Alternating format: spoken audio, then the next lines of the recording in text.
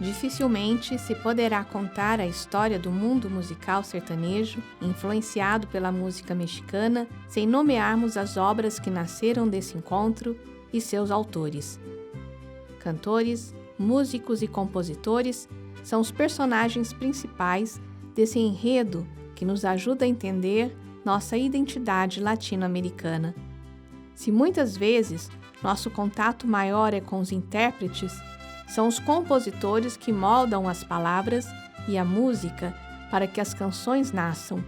Muitas se perdem no esquecimento e outras permanecem, ganhando, vez em quando, um novo arranjo e uma nova interpretação. Quem produz essas músicas também é marcado pelo seu tempo e contexto. Percebem o mundo em sua volta, atentos aos acontecimentos e ao gosto do público. Moldam esse gosto e também são moldados por ele. De que forma um compositor se aproxima de um estilo ou gênero musical até então desconhecido e que pertence a outra cultura? De que maneira ele incorpora esses elementos e os transforma em seus instrumentos de criação?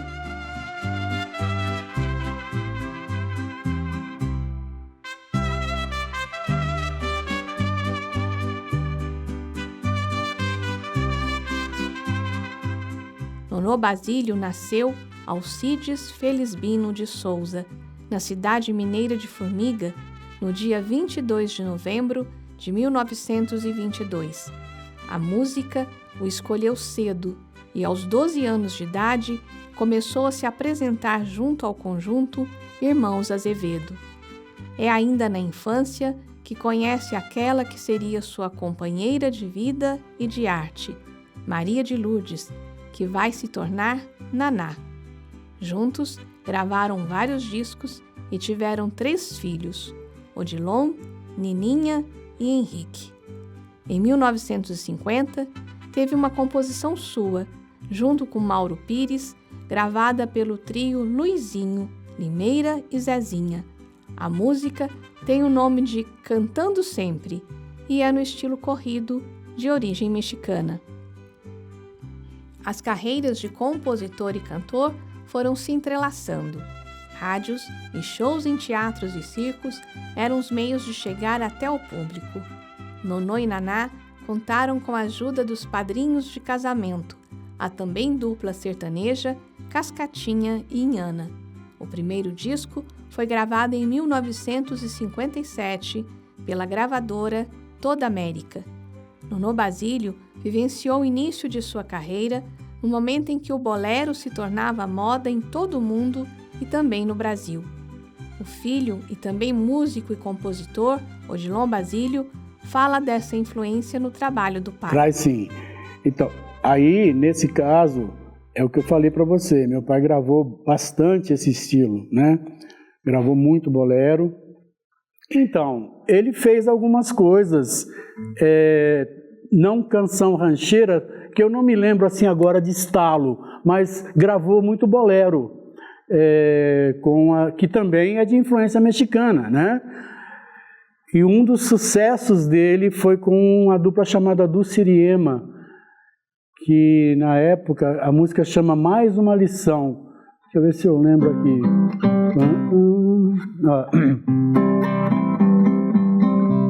Quando me conheceste, triste e desiludido, eu era realmente uma alma vegetal. Porque no meu passado, de tantas amarguras, fiz juras e mais juras para nunca mais amar. Porém me apareceste tão meigo e tão cativo, como se fosse alívio para minhas amarguras. E eu não percebendo que era falso lenitivo, errei mais uma vez e quebrei as minhas juras. Isso foi sucesso demais, tocou até enjoar, né? Então é um dos boleros que ele fez. Mas ele também, claro, entrou nessa mesma tendência e começou a compor aquilo que eu falei. As gravadoras exigiam uma produção que viesse de encontro com esse resultado financeiro que toda gravadora exigia, claro, né?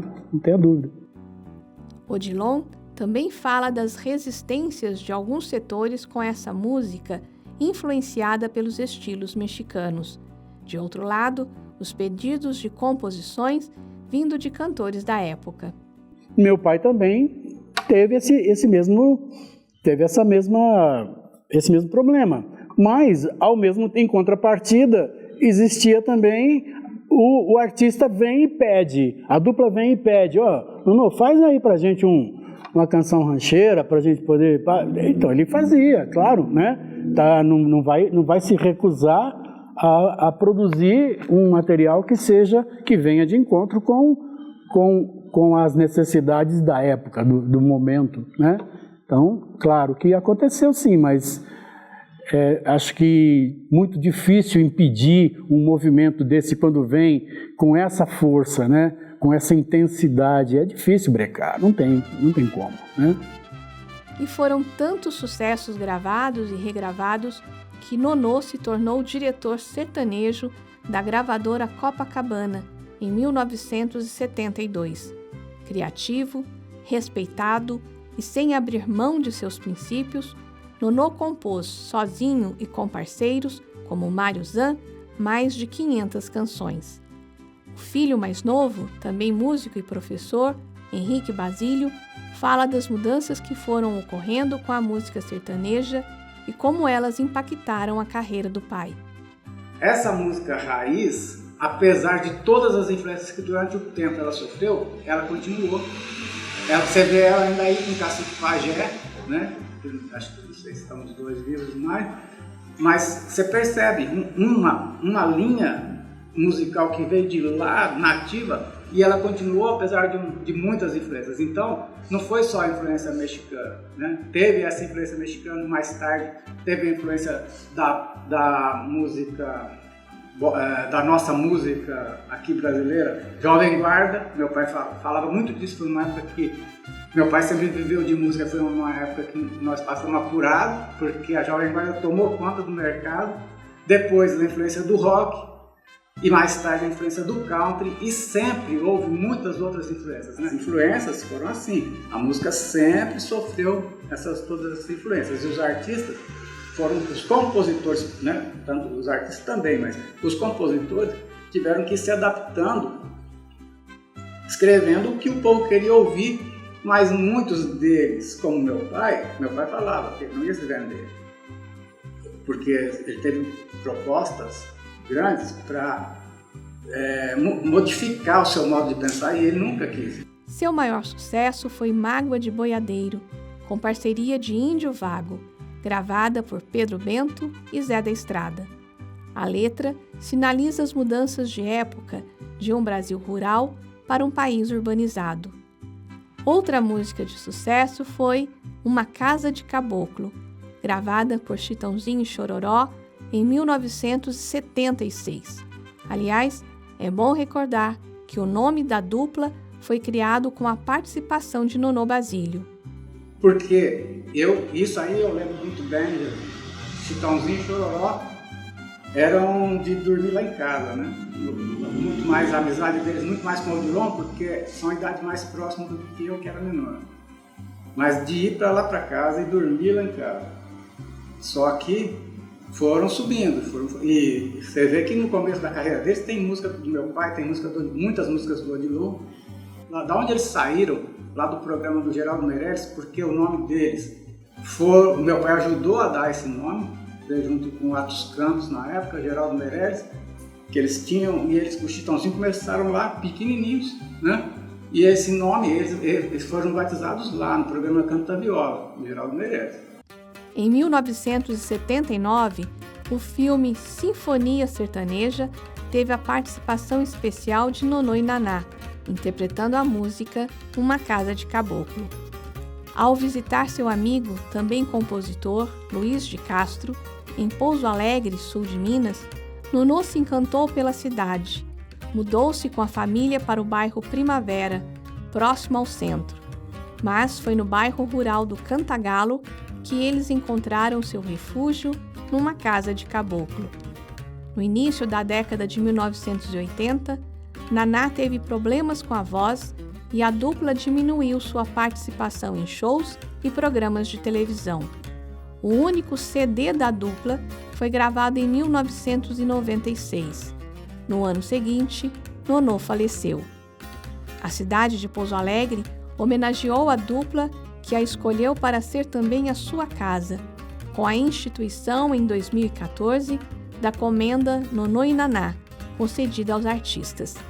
Nonô é um exemplo de como a música dos países latino-americanos influenciaram a música sertaneja brasileira, junto com a influência mexicana, que o levou a compor corridos, canções rancheiras e boleros. Os ritmos de fronteira também estão presentes em suas obras, como guaranias e tangos.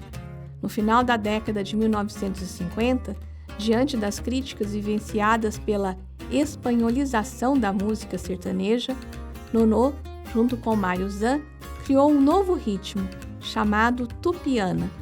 A intenção era trazer para a música caipira brasileira elementos indígenas, como ocorria na música paraguaia. A canção Alvorada Tupi é um exemplo desse estilo. Grande parte do processo cultural se realiza no encontro e desencontro de vários povos. O processo criativo musical se dá dentro de um contexto social e histórico onde essas trocas ocorrem, seja presencialmente ou pela tecnologia dos meios de comunicação.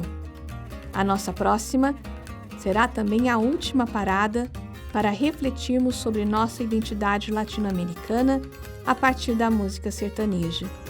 Que destino nos levou essa viagem, conduzida pelas cordas do violão, entre o México e o Brasil? Que pontes foram construídas e que muros ainda há para derrubar?